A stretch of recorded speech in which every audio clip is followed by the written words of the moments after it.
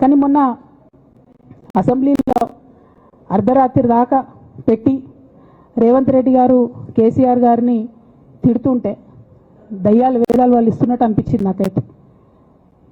దానికి ఈయన హీరోలాగా ఎదుర్కొన్నాడు, ఈయన 6 అడుగుల బుల్లెట్ అని పార్టీ అంతా ట్వీట్ చేస్తే, మరి 6 అడుగుల బుల్లెట్ ఎవరికి గాయం చేస్తుంది? ఎండ్ ఆఫ్ ద డే ఇవాళ అయితే నన్ను గాయపరిచింది, రేపు రామన్నను గాయపరుస్తారో కేసీఆర్ని గాయపరుస్తారో. జాగ్రత్తగా ఉండండి రామన్న, నేను చెప్పేది ఏం లేదు, జాగ్రత్తగా ఉండండి, కేర్ఫుల్గా ఉండండి.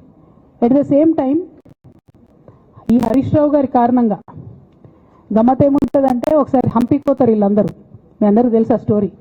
హంపీకి పోయి పాటలు పాడుకుంటారు, మొత్తము చాలా మంది కలిసి కేసీఆర్ గారిని చాలా అవమానకరంగా మాట్లాడతారు, ఒక పార్టీని వెనుపోటు పడదామని డిజైన్ చేశారు. ఇదంతా వీరికి తెలుసు, హరీష్ రావు గారికి తెలుసు.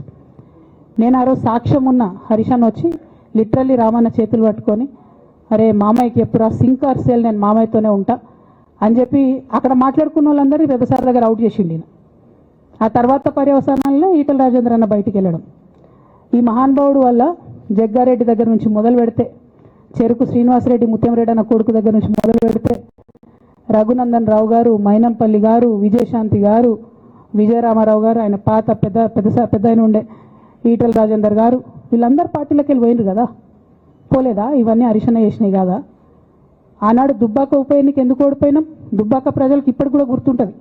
వాళ్ళందరూ ఒకటే మాట చెప్తారు, ఈయన సిద్దిపేటకు తప్ప రూపాయి రానియాడు దుబ్బాకకు, ఈయన వచ్చి ప్రచారం చేసిండు కాబట్టి మేము ఓటేయాలని ఓపెన్గా చెప్పారు ఆనాడు ఎన్నికలలో. దానికి ఏం రాపించుకుంటాడు ఈయన పేపర్లల్లో? ఒంటరి పోరాటం చేసి ఓడిన హరీష్ రావు. అసలు ఓడిపోయింది మీ వల్ల కదా. మీరు మీడియా మేనేజ్మెంట్లో సూపర్ అలా డౌట్ ఏం లేదు.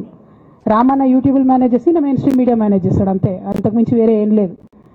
నేను రామన్న రిక్వెస్ట్ చేస్తున్నాను, మీరు కూడా ఆ స్కిల్ నేర్చుకోండి అన్న. అట్లనే ఈటల రాజేందర్ గారు ఉప ఎన్నిక దగ్గరుండి హరీష్ అన్న గెలిపిలేదా అండి ఈటల రాజేందర్ని? ఆనాడు పిసిసి అధ్యక్షుడిగా ఉండి రేవంత్ రెడ్డి గారు ఏమంటారు, కాంగ్రెస్ పార్టీ ఓడిపోతుంది ఇడా అని చెప్పి ఆయన ముందే డిక్లేర్ చేసిండు, ముందే చేతులు ఎత్తేసి హరీష్ అన్న ఆడ పోయి కూర్చొని మరి ఈటల రాజేందర్ అన్నను గెలిపించొచ్చాడు. ఈ బంధం రేవంత్ రెడ్డి గారిది హరీష్ రావు గారిది అప్పటి నుంచి కొనసాగుతుంది, కొత్త బంధం ఏం కాదు ఇది. నేను కేసీఆర్ గారిని పెద్దల్ని రిక్వెస్ట్ చేసేది ఒకటే, ఈయన చేస్తున్న నక్క జిత్తుని దయచేసి గమనించండి. ఇవాళ నేను బయట పోతా కావచ్చు, నాదేముంది, ఉద్యమంలోకి వెళ్ళి వచ్చినా మళ్ళీ ఉద్యమంలోకే పోతా, నాకు భయం ఏముంటుంది, నాకు ఎన్నడూ పదవుల మీద ఆశ లేదు.